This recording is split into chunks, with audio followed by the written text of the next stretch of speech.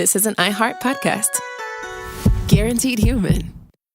Stuff You Should Know is brought to you by Grainger. Grainger knows that if you're an HVAC technician and a call comes in, you need a partner that helps you find the right product, fast and hassle-free. And you know that when the first problem of the day is a clanking blower motor, there's no need to break a sweat. With Grainger's easy-to-use website and product details, you can be confident that soon you'll have everything humming right along. Call 1-800-GRAINGER, click Grainger.com, or just stop by. Grainger, for the ones who get it done. Hey everybody, the official Big Bang Theory podcast is back, covering seasons 3 and 4 of the show. Each week, host Jessica Radloff speaks with crew and cast members like Kunal Nair, Mayim Bialik, and Kevin Sussman. Hear about the Easter eggs you may have missed, behind-the-scenes stories, and how certain real-life relationships shaped some of the most memorable storylines. Watch the official Big Bang Theory podcast on HBO Max or wherever you get your podcasts. Welcome to Stuff You Should Know, a production of iHeartRadio.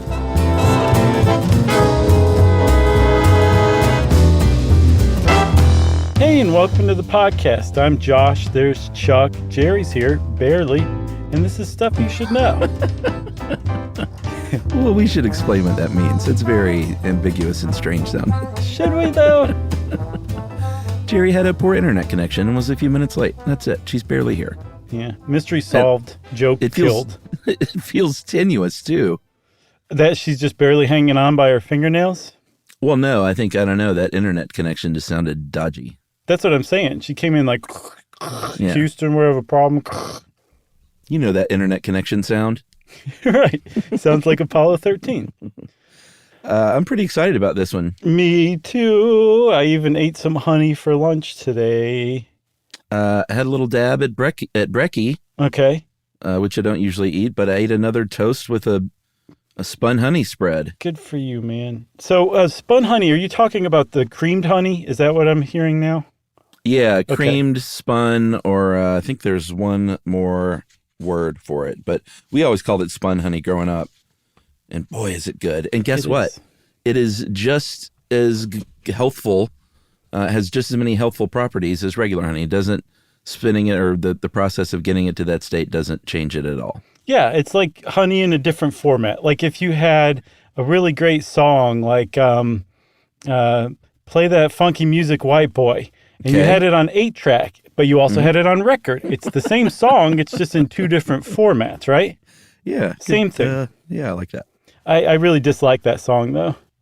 I really do too, actually. Although I have a great memory of it. I guess sometime around Piedmont Park, it must have been St. Patrick's Day, this like car full of dudes came up. They were wearing like green wigs and everything. They were ready to throw down for St. Patrick's Day. And they were blaring that song, and like everybody in the car was singing it, having like the best time.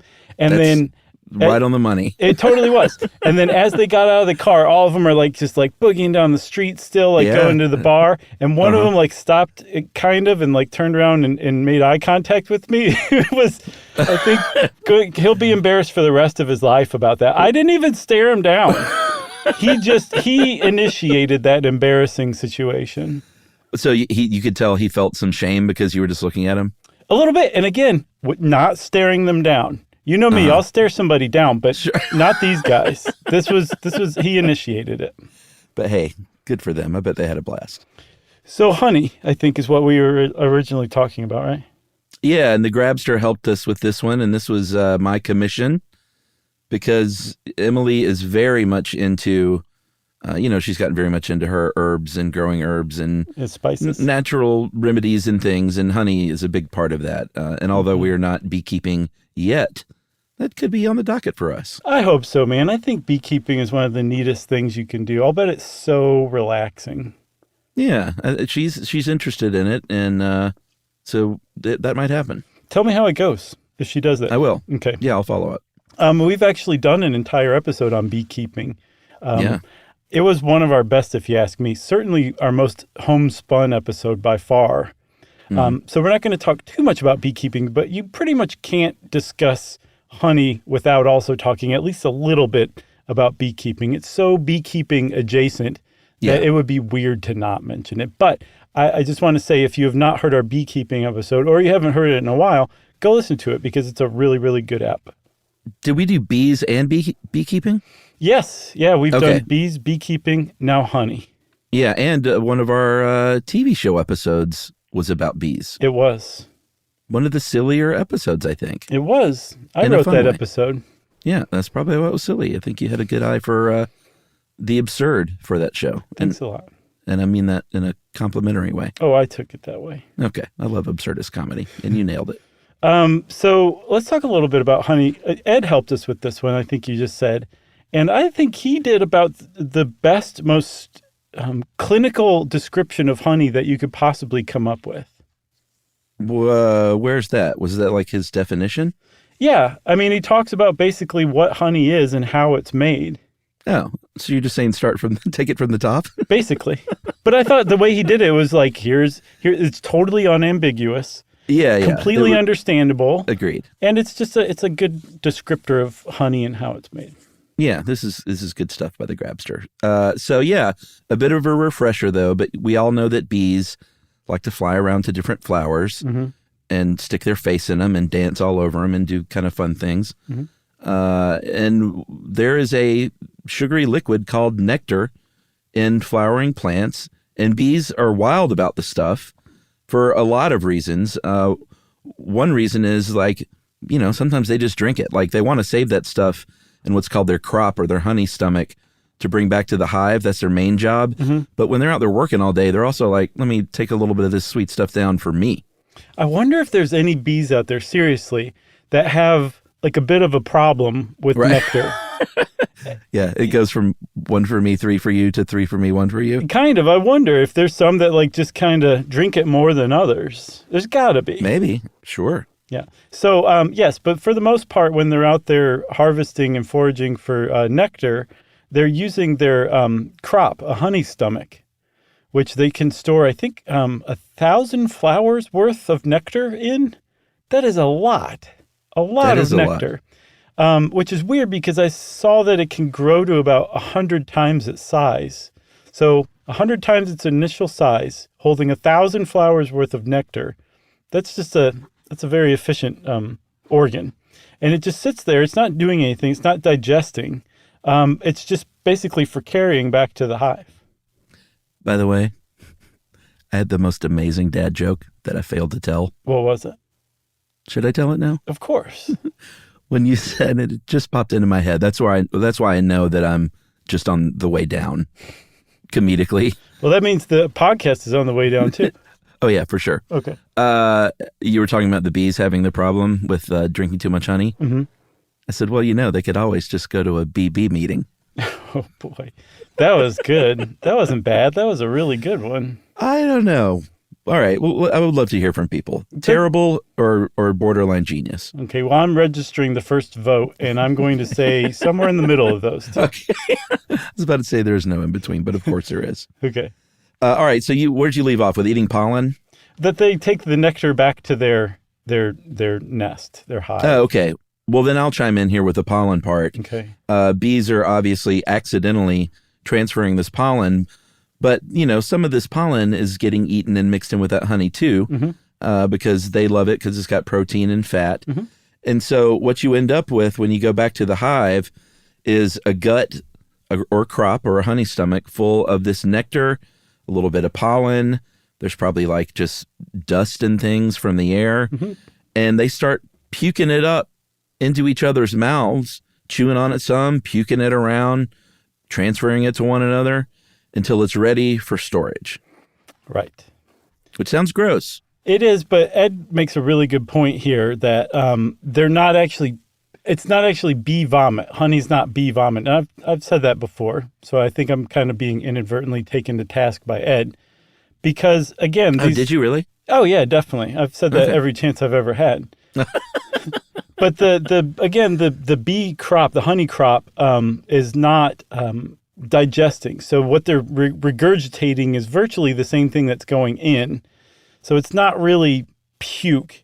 It's just something else. But yes, they are transferring it from mouth to mouth. And as each bee takes another mouthful of nectar and then passes it around, they're chewing it for a little bit. And one of the things they're doing is absorbing some of the moisture inside they're also mixing in their own enzymes. And what they're doing in that sense, they're transforming nectar into honey. So honey is a mixture of bee enzymes, flower nectar, pollen, and that's dehydrated and combines to form brand new compounds. And that's what honey is. Yeah, and as we'll see, there can be other things in there because it's nature, and these are sort of messy, although beautiful processes. So as you'll see when we talk about like completely raw, unfiltered honey, there may be some bee legs in there. Sure. And some other little bee, but there may be a piece of a wing, because this is just how things go out there in the wild. And sometimes some bees have really bad days. Yes, it's when they go to the BB meetings. So there's another way that what we've been talking about is blossom honey, what most people think of when they think of honey. There's actually one other way to make honey. And do you remember in our ant episode where ants are ranchers of aphids and the aphids suck the juice out of plants and produce honeydew? Well, bees go find that honeydew in some cases and can actually make honey from the sap of the stems, leaves, and like bark of trees and other plants. And they basically harvest that like they harvest nectar from flowers.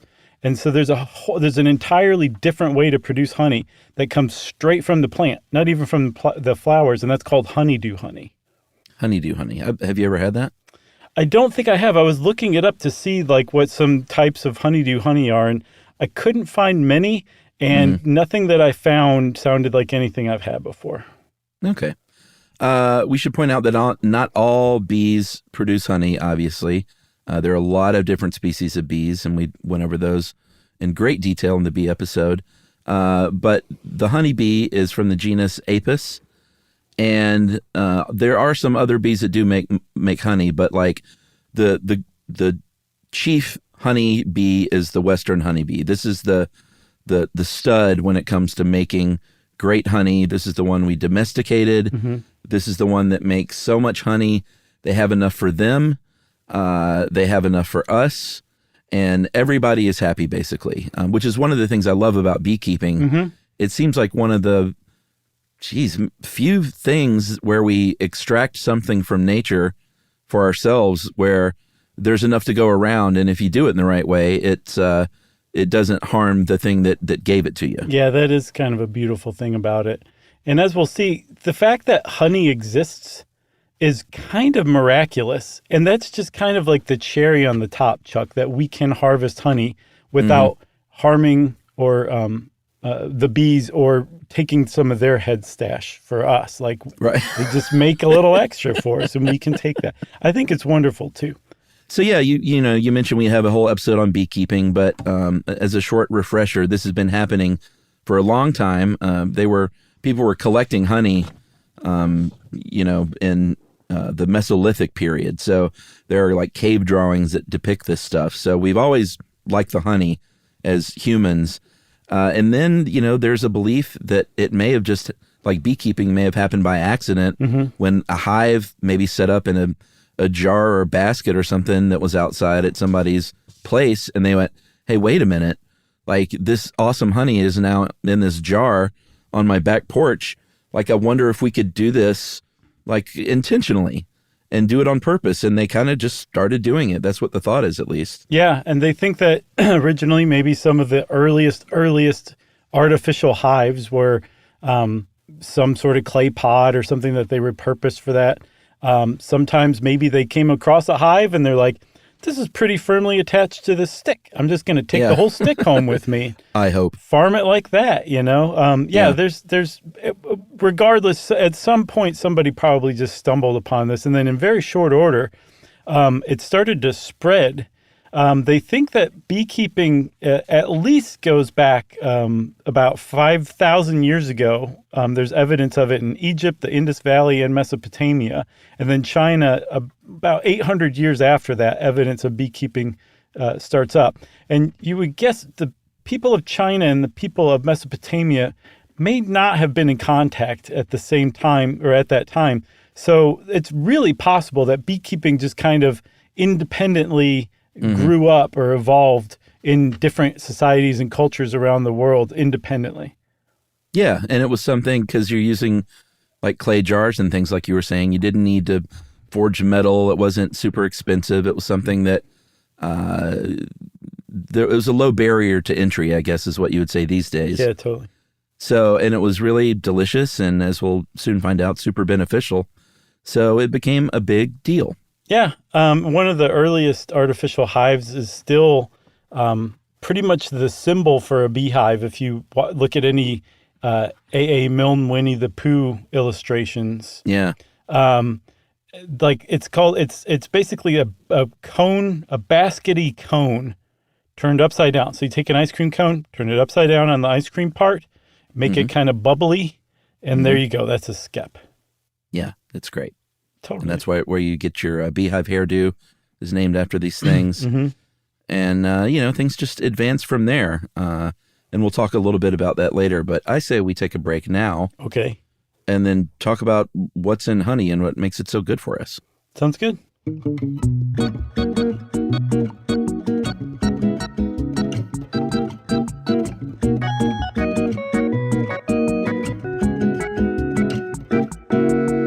Learning stuff with Joshua and Charles. Stuff you should know.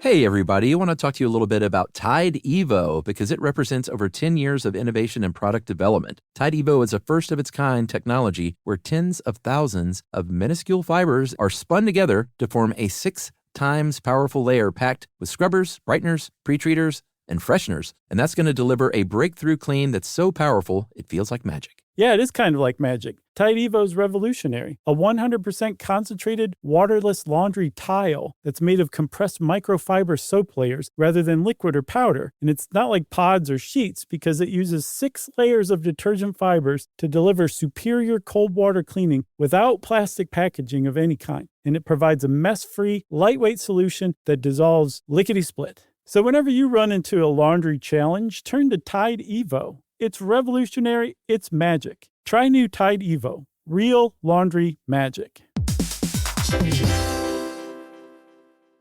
All cat parents understand the feeling of being ignored by your cat and often asking yourself, does my cat even love me? And there is only one solution to solve that, Sheba. Feed your cat Sheba and go from feeling ignored to truly adored in 12 days guaranteed or your money back. Sheba has a menu of products, appetizers, entrees, treats, and even a kittens menu. So Sheba has a product for even the pickiest eater, like the Sheba Puree, which is made with bone broth. It's a protein-rich, lickable treat with chef-inspired flavors. It has a smooth and creamy texture that cats love. Plus, it supports a strong bond between pet parents and their cats with a hand-fed cat treat. It also contains no corn, wheat, soy, or artificial flavors. So instead of feeling ignored, you're suddenly the center of their world. It's basically a fast pass to favorite human status. Next time you're wondering if your cat loves you, grab Sheba Puree or explore their entire range of textures and flavors at your local retailer. To learn more, check out Sheba.com. Spectrum Business keeps businesses of all sizes connected seamlessly with fast, reliable internet, advanced Wi-Fi, phone, TV, and mobile services. That's right. And Spectrum Business offers 100% U.S.-based customer support 24/7 to help you stay up and running. And they offer tailored connectivity solutions with packages built for your business budget. Yeah, so it's no wonder millions of business owners rely on Spectrum Business to keep them connected. Visit spectrum.com/business to learn more. Restrictions apply. Service is not available in all areas.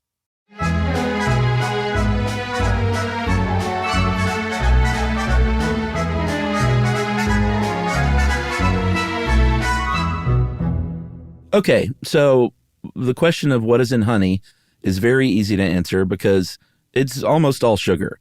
There is some water in there, although, like we mentioned, part of the process of getting to the honey state is to remove as much moisture as possible. But you still need some moisture. So it's, something that you can squirt out of a plastic bear. Sure.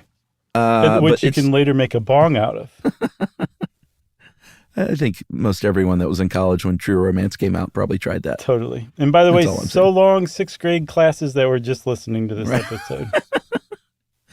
Poor teacher who just ran to the front of the class and hit stop. Nothing.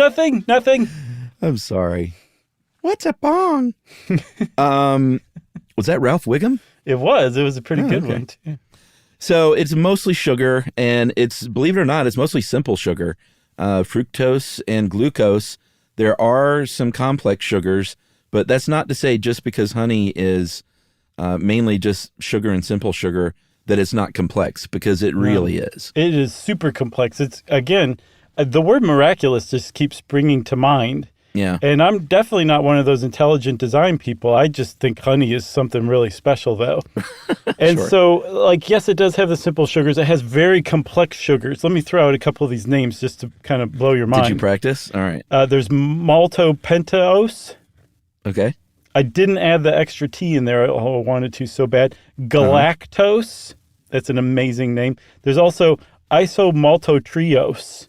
Nice. These are not your average everyday sugars like fructose and glucose, both of which are found in honey.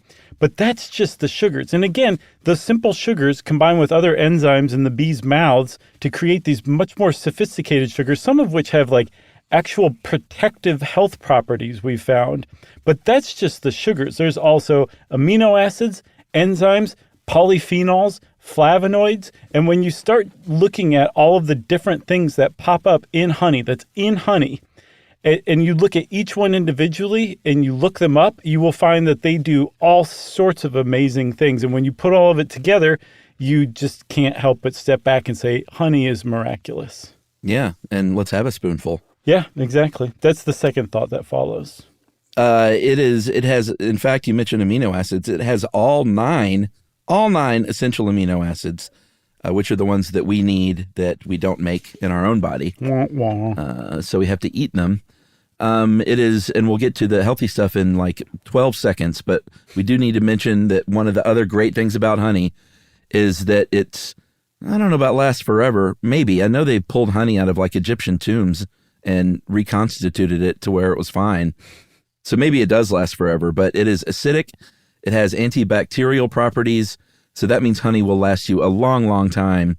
And if you find an old, hard, lump of honey in a jar in your house that you forgot about, you can probably make that honey awesome again with very little effort. Yeah, supposedly what you do is you just throw it in that jar, and you take that jar and you put it in like a bath of very hot tap water. Do not heat it up on the stove. Just put it in hot tap water, and very slowly that chunk of honey will turn back into liquid gold, aka honey.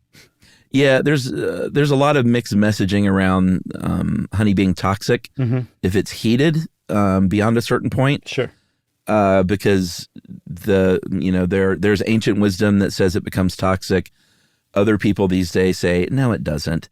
So I was like, surely there's a study about this, and I didn't really find one. I found one about lab rats and honey heated with ghee, but that wasn't only honey. That sounds kind of good. And it does, doesn't it? But I don't know if I just didn't have time to find the study, because it seems like a simple enough thing to research. Like you heat the honey, and feed it to a monkey and see if it dies. So I'm kidding, by the way. But the thing is, Chuck, is you raised something that came up for me later on that I'll just put here. Like, the stuff we do to animals is unconscionable. 100 years from now, our cohort is going to be looked at as just so barbaric. And one of the things that kind of raised my hackles was, as we'll see later on, one of the things they think honey can help with is neurological disorders or mental imbalances. And they test that stuff on rats. And one of the things they found was that in rats, it recovers hopeless behavior, in mice that have undergone restraint stress for 21 days. And I was like, restraint stress doesn't sound very good. What is that? They put the mouse in a tube where it can't move any of its limbs or body or anything. Jeez. And they kept it there for 21 days. And you think, being put in a tube as a human being for 21 days where you couldn't move, like I can barely breathe just saying that out loud, right? Yeah.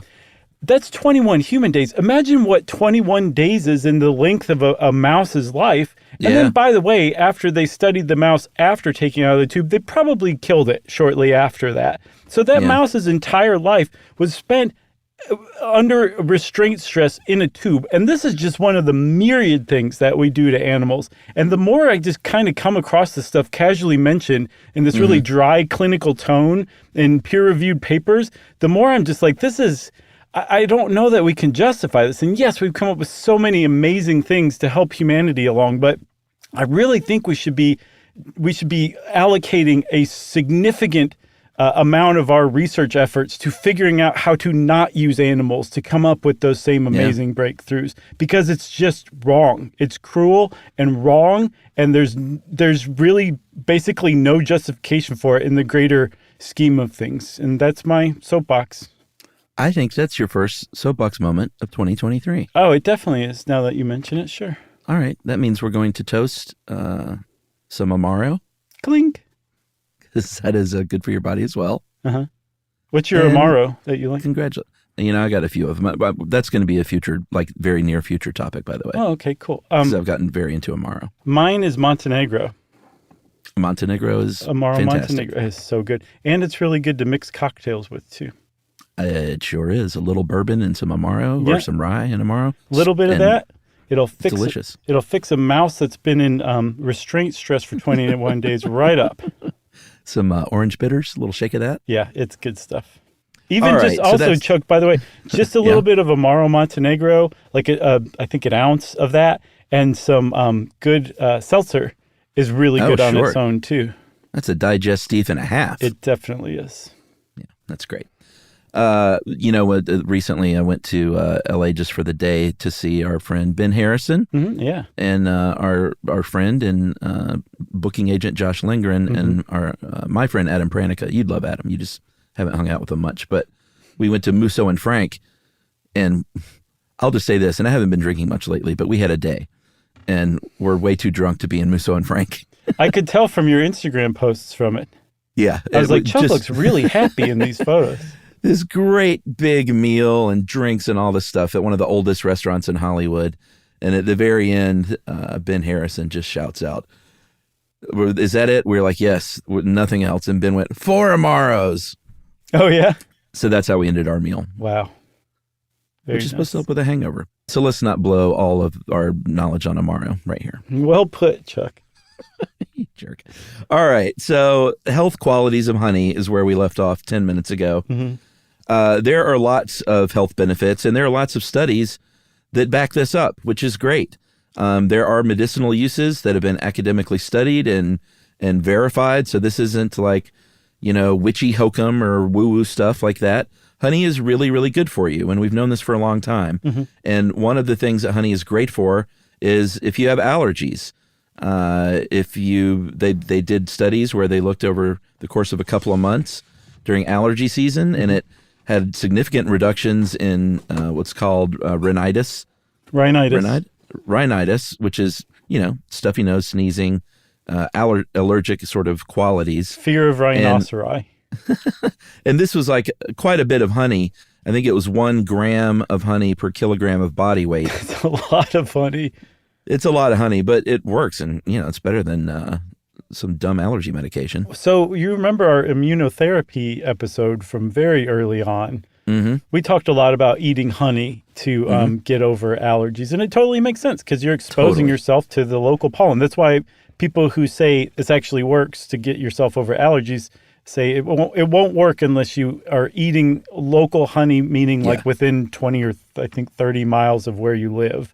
Because you're exposing yourself little by little to that pollen, and your body's like, oh, this stuff's not that bad. We won't give you any more allergies. Yeah, and there's a lot of reasons to eat local honey and eat locally, period, not the least of which is that's just how it was for gazillion years. You ate what was near you because you couldn't get anywhere else, and that's just sort of the better way to eat. Yeah, I've really gotten into green grapes lately. They're just so good, and they're so good for you. You just always have like a bowl of them out, and we just left grape season, and the stuff that's out now is just, it's so bad. Yeah. It just, like you put it in your mouth, and there's no like pop to it. It just mushes, and I'm like, this is not any good. Yeah, it is like an eyeball. It's like a rotten eyeball, basically. So I'm off of grapes. I'm trying to find a grape replacement until they come back in season. Grape Replacement is not a bad band name. Actually, it is a bad band name, but I could see someone naming their band that. That seems like a side project band name. Right. Okay. What about inflammation? That's, inflammation we've talked a lot about. It's not the root cause of every problem humans have, but inflammation is one of the leading causes of a lot of problems that humans have. Definitely. I think we need to do an episode on that. Yeah, totally. But yeah, I mean, it's behind cardiovascular issues. Your blood pressure might be high. You might have gut problems, arthritis, some types of cancer. And it's your body basically mounting this immune response that is overblown. And so you're suffering as a result. And it has all these terrible effects. Well, the flavonoids that I mentioned there's a ton of flavonoids found, I think like 30 different flavonoids found in basically all types of honey, just to varying degrees, depending on what flowers it came from. And they are antioxidants. We've talked about antioxidants and whether or not they actually work or not. The jury's still kind of out, but there are some things that flavonoids do that are like, this is just demonstrably effective. One of the things they do is go to the genes that produce inflammatory proteins and say, nope, not today. You just rest easy. Stop making those things. So they block expression of inflammatory proteins. That's just one of the things that you can find in honey. Yeah. A pretty big one, if you ask me. Sure. If you want kind of one of the king daddies of healthful honeys, you've probably heard of Manuka honey. It seems to have, I don't know about exploded, but it seems to have really garnered a lot more popularity. Garnered popularity? Whatever. You know what I'm saying. Sure. In more recent years, partially because of marketing and PR, but partially because Manuka honey is really good for you. This is a monofloral honey, which means, as we'll talk about a bit more later, that it comes from a single flower as much as possible from New Zealand. And it's got a pretty short period in which this flower flowers. And that makes it a more rare honey. That makes it more expensive, of course. But Manuka honey kind of does all the things that honey does times, with a plus afterward. Yeah, supposedly the active ingredient for Manuka honey's antimicrobial properties is methylglyoxal. It's a word as ugly as it sounds, spelled out. But it has about 100 times the amount that other types of honey have. And that's one of the reasons why everybody's so bully on Manuka honey. I think the other reason is because it is very rare. The Manuka shrub grows in fairly remote, isolated regions of New Zealand, so it's hard to get, and that means it's very expensive, so you can sell it for a lot of money. So anything you can say is Manuka honey, you can kind of hype, but there does seem to be some actual reality behind the hype. Yeah, there are people who do this and who just take a spoonful of Manuka honey every day as if they're taking their vitamins in the morning or something like that. For sure. And there's another one that's kind of come up recently that has been rivaling Manuka's Tualang honey. It grows in Malaysia. The thing is, Manuka honey is a monofloral honey. As we'll see, it's just made from the flowers of the Manuka shrub. Tualang is called jungle honey. It's just made from whatever's flowering in Malaysia. But supposedly, the flowers that are growing in the jungles of Malaysia have a lot of amazing properties too, because people are saying this Tualang, it's the hot new product. And so long Manuka, you're so over and done with. Yeah, Jungle Honey's a good song title. Yeah, for sure. Or maybe I'm just thinking Jungle Boogie. No, Jungle Honey sounds good. You put honey with any other word, and it's going to make it more appealing, I think, for sure. I love the word jungle. It's one of my favorites. Yeah, you said earlier you were starting your honey file. I was like, you should call all files your honey file. Maybe I will. Honey is also good topically. You can put honey, especially something like Manuka honey, on a skin knee or something like that. Cuts, any kind of stubborn wounds. It's going to help out with. They've done meta studies on putting honey on topically, and a lot of these were, it seems like, from studies on diabetic foot wounds. This is what Ed found. But, it healed faster. There was less inflammation. Apparently, it can reduce nasty odors. And even in diabetic foot wounds, helped reduce the need for amputation. Yeah. Apparently, that's with just about any honey you could use for wound healing, not just Manuka. Yeah. I saw a paper that said actually you might not want to use Manuka because that methylglyoxal is something that might actually prevent a diabetic foot ulcer from healing because really? it's so potent. It might actually like kill off like the new cells that are trying to form. But wow. other honey has been shown, and is honey in general, that it actually does help heal diabetic foot ulcers and really any kind of wound. But the reason they say diabetic ulcers is because they have so much trouble healing because there's so little circulation being led to that wound site that it just basically just persists. And if you slather some honey on there, you can say, goodbye, stubborn wound, goodbye. We already talked about blood pressure some, but we should note that some of the studies have found that it reduces hypertension in women and not men.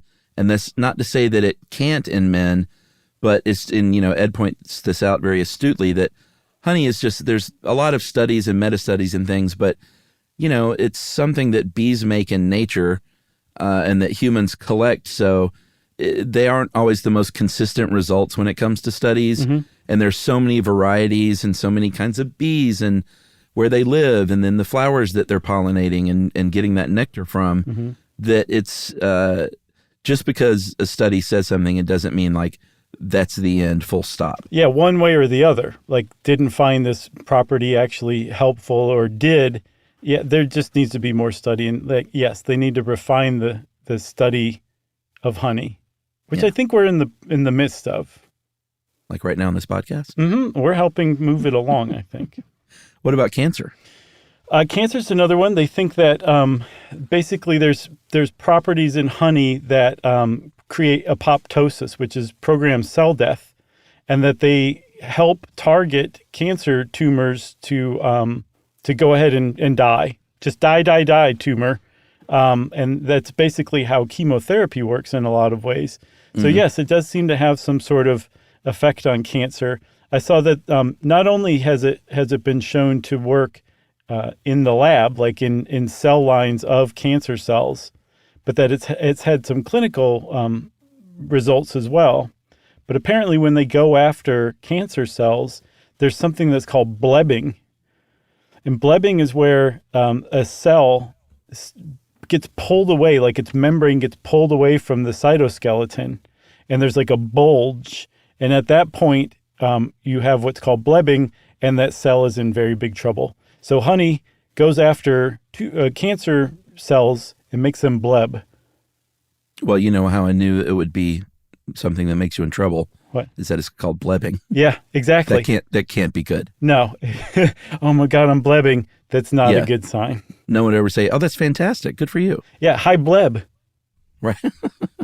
You mentioned neurological problems earlier a little bit.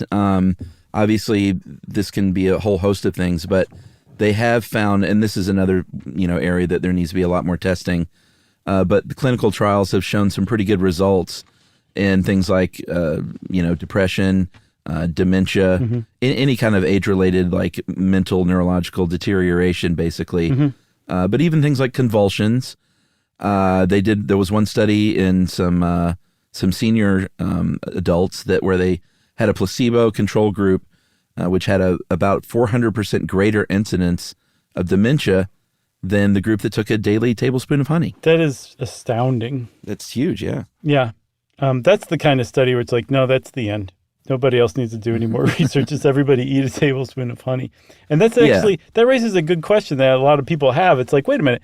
Honey is a sweetener. Yes, it's natural, but it's got tons of sugar in it. So is it really okay to eat a tablespoon of honey a day? And the answer is, in the West especially, you should, yes, go ahead and eat a tablespoon of honey a day, but make sure that what you're doing is exchanging the added sugars that you're eating in your diet normally for that tablespoon. Don't just add it to your normal diet. Figure out where you can cut down some sugar and use honey instead. And yes, you will probably be much better off in the long run because sugar's really not good for us at all. That's great. I think we take our second break here. We come back and we talk about honeycombs, grades of honey. We still got a lot to go over, so let's get to it.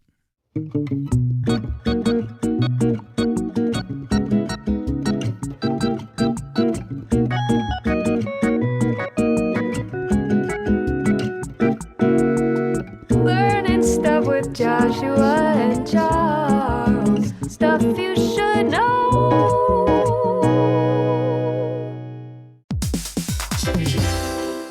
Hey, everybody. I want to talk to you a little bit about Tide Evo because it represents over 10 years of innovation and product development. Tide Evo is a first-of-its-kind technology where tens of thousands of minuscule fibers are spun together to form a 6 times powerful layer packed with scrubbers, brighteners, pre-treaters, and fresheners. And that's going to deliver a breakthrough clean that's so powerful, it feels like magic. Yeah, it is kind of like magic. Tide Evo is revolutionary. A 100% concentrated, waterless laundry tile that's made of compressed microfiber soap layers rather than liquid or powder. And it's not like pods or sheets because it uses 6 layers of detergent fibers to deliver superior cold water cleaning without plastic packaging of any kind. And it provides a mess-free, lightweight solution that dissolves lickety-split. So whenever you run into a laundry challenge, turn to Tide Evo. It's revolutionary. It's magic. Try new Tide Evo. Real laundry magic. All cat parents understand the feeling of being ignored by your cat and often asking yourself, does my cat even love me? And there is only one solution to solve that, Sheba. Feed your cat Sheba and go from feeling ignored to truly adored in 12 days guaranteed or your money back. Sheba has a menu of products, appetizers, entrees, treats, and even a kittens menu. So Sheba has a product for even the pickiest eater, like the Sheba Puree, which is made with bone broth. It's a protein-rich, lickable treat with chef-inspired flavors. It has a smooth and creamy texture that cats love. Plus, it supports a strong bond between pet parents and their cats with a hand-fed cat treat. It also contains no corn, wheat, soy, or artificial flavors. So instead of feeling ignored, you're suddenly the center of their world. It's basically a fast pass to favorite human status. Next time you're wondering if your cat loves you, grab Sheba Puree or explore their entire range of textures and flavors at your local retailer. To learn more, check out Sheba.com. Spectrum Business keeps businesses of all sizes connected seamlessly with fast, reliable internet, advanced Wi-Fi, phone, TV, and mobile services. That's right. And Spectrum Business offers 100% U.S.-based customer support 24/7 to help you stay up and running. And they offer tailored connectivity solutions with packages built for your business budget. Yeah, so it's no wonder millions of business owners rely on Spectrum Business to keep them connected. Visit spectrum.com/business to learn more. Restrictions apply. Services not available in all areas.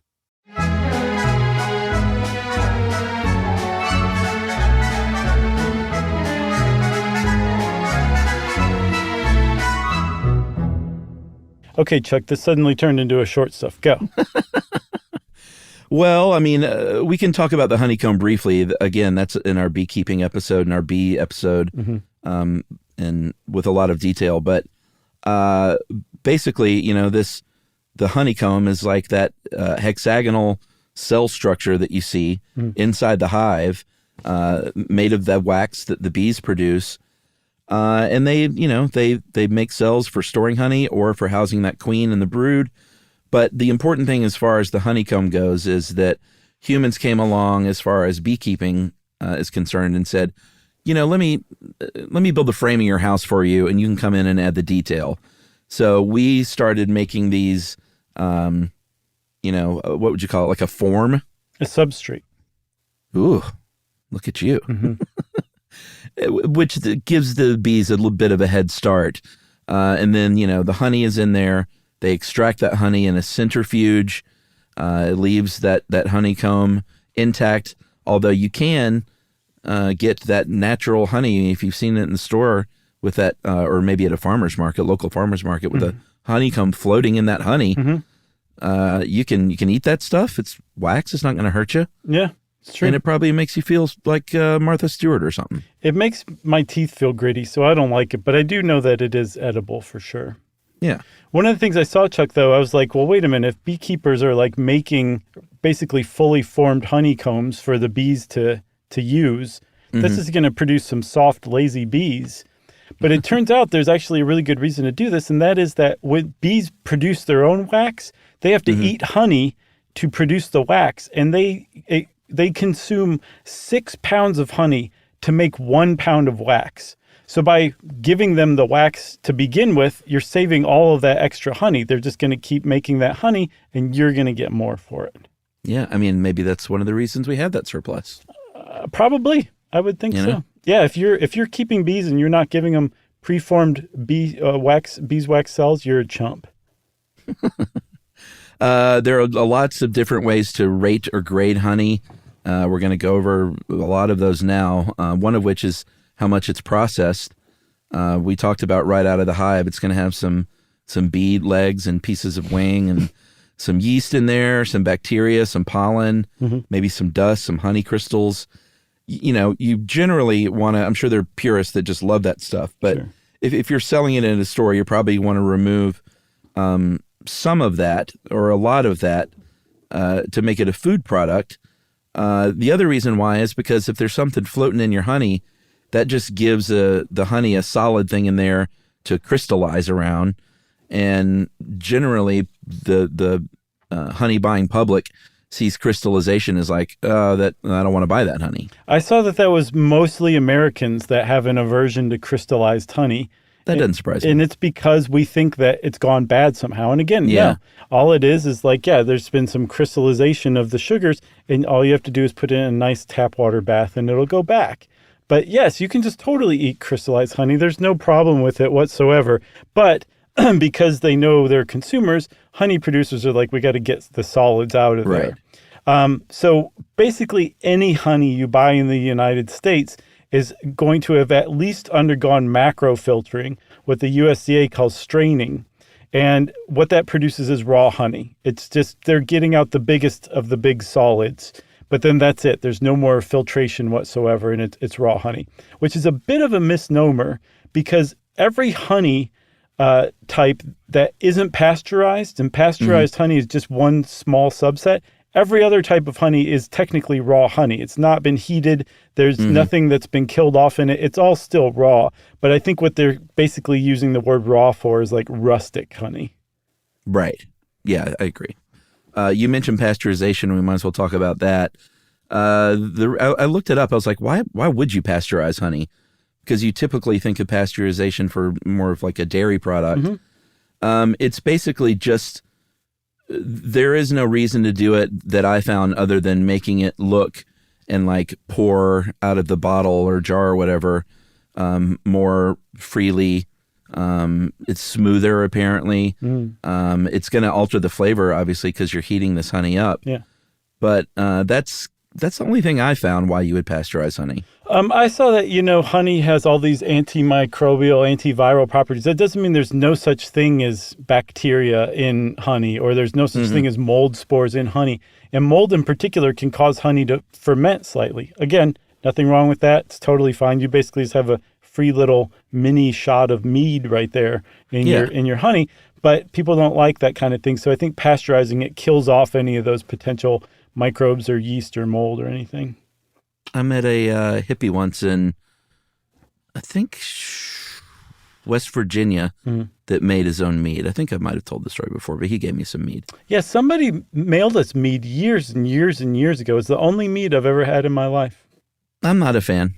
It was fine. Yeah, it's not something I could drink regularly or anything like that. Yeah. But yeah, if I were in West Virginia wearing nothing but a pair of overalls, I could probably drink a little mead. This is a nice guy, despite the fact that he was a fish fan. I'm getting killed for knocking fish, by the way. Just keep it up, though. It doesn't matter. Well, you know what's funny is all the people that have written in are trying to talk me into liking fish. Right. They're like, surely you clearly haven't listened to Fish and you don't know what you're talking about. They do it. It's all almost verbatim. It's funny. It's almost like they had talking points they shared. But I know fish fans wouldn't share talking points. That's not the fish way. No way. Back to the filtering. We're jumping back to the other USDA designation, which is filtered honey. And that is basically just more filtering.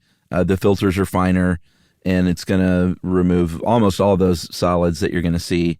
And it probably does require some heating because to get through those filters, you got to have it a little more viscous or less viscous. Yeah, a little bit. But if you're ultra filtering, not only do you have to warm it up, you combine it with a lot of water. Yeah. Because you're pushing it through not quite reverse osmosis membranes, but something not too far off where it is getting everything out of the honey. So much so the USDA says this isn't honey. You can't call it honey. Yeah, that's crazy. Yeah. So there's another way to basically achieve the same end without blasting it through a ultra filtered membrane, and that's using diatomaceous earth. And diatoms are fossilized microalgae with silica shells, and this is the shells left over, and they are super tiny, but they pick up even tinier particles. They are attracted to them. They get stuck in the shells, and then you filter out the diatoms, and then you've also filtered out the stuff even further. So you don't have to use quite as fine a filter because the diatoms have sucked up all of the stuff that would have passed through that filter that's catching the diatoms. Does that make sense? Yeah, and it's pretty amazing. You might remember diatomaceous earth from our cockroach episode, because that's the stuff that you can spread around that they eat that kills them from the inside out. It also dries fleas out, too. If you have a flea problem, you can spread diatomaceous earth on your carpet, and it will help. Yeah, I've been through that. We talked about spun honey already, and just want to reiterate that spun honey or creamed honey or whipped honey, it's all the same thing, and it still doesn't lose any of those healthful properties. You can also rate honey by color, of course. Honey has a great range of color, and they, technically it's called optical density, but what they use the Pfund color scale. I think it's just fun. No, really, No, like Pfister, the fabulous faucet with a funny name. Yeah, but I always say Pfister just because I think it's funny. Oh, okay. Well, then yes, this would definitely be fun. And this is a scale from 0, which is water white, all the way to 114 and above, which is dark amber. Very nice. And then what's the deal with organic honey? So organic honey is a different type of classification. Any of the stuff we've talked about, ultra-filtered, pasteurized, raw, microfiltered, creamed, all of that stuff could also be organic honey. Basically, as long as the organic techniques that the USDA requires were used to create the honey. And also on the plants that the bees are harvesting nectar from. That's right. So that's it. So from what I can tell, based on all this information, grade A raw organic honey is probably top of the pops for anybody. Top of the pops. And then when it comes to flavors, this is where we get into sort of the last piece. We mentioned monofloral. The other end of the spectrum would be multifloral. And that is just simply what these bees are flowering on, or what kind of flowers they're dancing with. Sure. If they're dancing with one flower, and, Ed points out bees are bees, so it may be hard to make sure that's the only thing, but they're very usually promiscuous. They are. If it's labeled monofloral honey, that probably means that they have a farm has planted a very, very large area of one thing, so it's really likely that the bee is eating almost all of that. Or you can, like the wildflower honey, it's just multifloral. It's like, hey, whatever's in the area, have at it. There can be different flavors, but it's not exactly like there are notes of things. Right. It's not like if you eat orange blossom honey, it tastes like you scored an orange in it, but there will be like notes of citrus and things like that. I actually saw on a site of different types of honey that they warn you that if your orange blossom honey smells like orange fragrance, then you've got some sort of fake honey, that it's being counterfeit in some way. It's not like that. Like you said, it's notes, but orange blossom honey has citrusy notes. Pumpkin blossom honey has pumpkin-y notes. I think sourwood is herbal and woodsy. Or no, that's, what is that, Chuck? Linden honey. Yeah. Herbal and woodsy. Eucalyptus honey has like a slight menthol note to it. Buckwheat honey, I don't think I've ever had it, but it's almost like black in color. It's definitely the dark amber side of the Pfund scale. But it also has like kind of like a slight bitter note to it too. I want to try it. It sounds almost like torturous, but I would still try it. I'll try basically any honey at least once. Yeah, and there are all kinds of great honey, sort of like flavored honeys, and the honey is still in it, so it's still great for you and delicious, but like bourbon honeys and like sort of spicy chili pepper honey and stuff like that. All sorts of delicious things out there. One of our favorite things to do is go to our local farm co-op and get that local honey. And, it costs a little bit more, but like they're doing the right thing. And not like Will Ferrell and LeBron James. Did you see that? Did they get into honey? They are. Actually, it's a pretty cool thing. They partnered along with some other celebrities, with a company called Flamingo Estate, which is listed here as an urban farm and lifestyle brand. Okay. Sells, all kinds of stuff. Sells Candles urban and straw body hats and products. But they serve curated farm boxes. But what they've done is, I think they've gone to some of these celebrities who have large properties and said, "Hey, how'd you like your own honey? We can keep bees on your property, and it will be called Will Ferrell honey, and it'll cost $250 a jar." No. But it goes to charity. Okay. They pulled it out at the end there. You know where they should go is the Magnum's estate. He has big avocado farms, and apparently, PI? yeah, and apparently avocado honey is a thing too. Okay. Interesting. Before we end this, Chuck, if you'll indulge me, I just wanted to rattle off the properties that have been found among some of the compounds that you find in honey. If Let's you'll hear it. indulge me, you ready? Mm-hmm.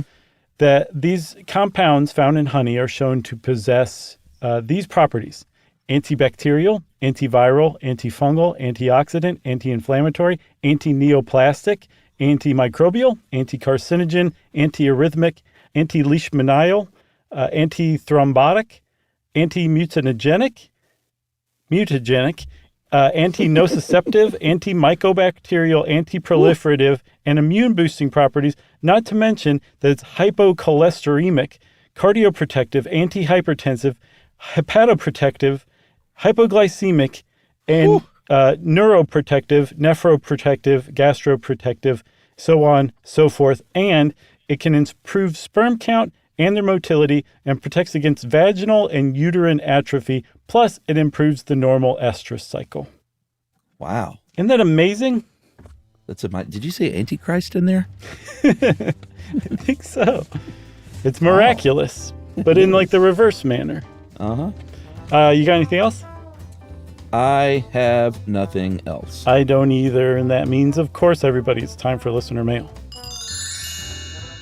I'm going to make this one very short because I just wanted to shout out that we got I got an email from, we got one from our old buddy, Aaron Mazel, who helps head up the Stuff You Should Know 5K. I'm glad you thought of this.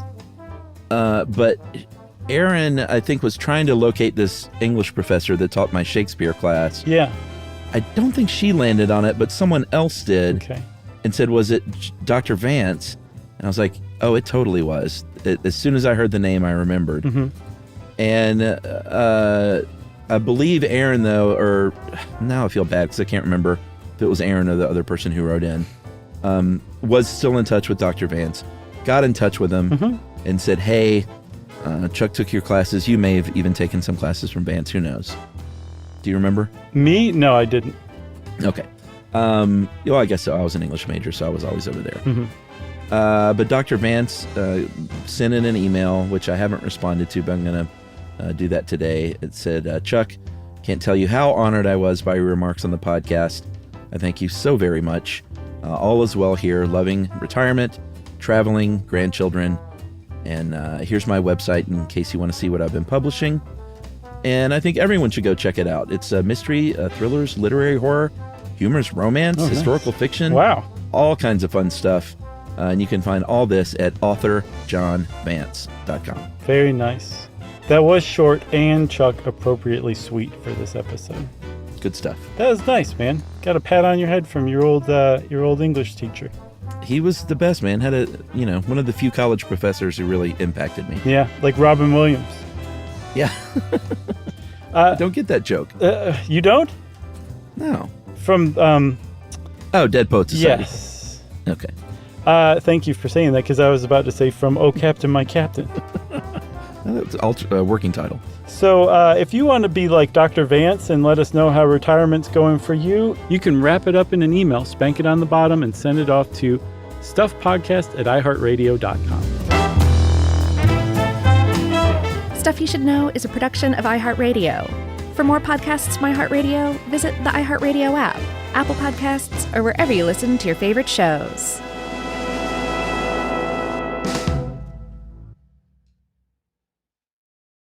Everyone knows winter is the real mess maker. You don't need WeatherTech floor liners for summer unless you hit the beach and half the beach ends up back in your car, or the campsite dirt ends up in your trunk. Then you'd want a cargo liner, or a road trip goes sideways, lemonade spills, ketchup goes rogue, ice cream drips. Yeah, you'd be pretty happy about those WeatherTech seat protectors. So just to be clear, as the mud you're inevitably going to step in this summer, you don't need WeatherTech unless you plan on doing summer. Visit WeatherTech.com today. Running a business is hard enough. Don't make it harder with a dozen apps that don't talk to each other. One for sales, another for inventory, a separate one for accounting. That's software overload. Odoo is the all-in-one platform that replaces them all. CRM, accounting, inventory, e-commerce, HR, fully integrated, easy to use, and built to grow with your business. Thousands have already made the switch. Why not you? Try Odoo for free at odoo.com. That's odoo.com. When it comes to small business, people want to talk to people, not bots, not voicemail. Your customers or clients want a real human connection, and that's exactly what they get with Ruby. Ruby is the virtual receptionist company that takes care of your callers when you're unavailable, in the middle of something, or just don't want to pick up. They can answer, screen, and transfer calls, as well as take messages, collect payments, book appointments, and more, all while saving you time and making the people you serve feel special. It's available 24/7, 365 days a year, and is 100% based in the U.S. See how it works at ruby.com, or better yet, give them a call at 844-900-RUBY. This is an iHeart podcast. Guaranteed human.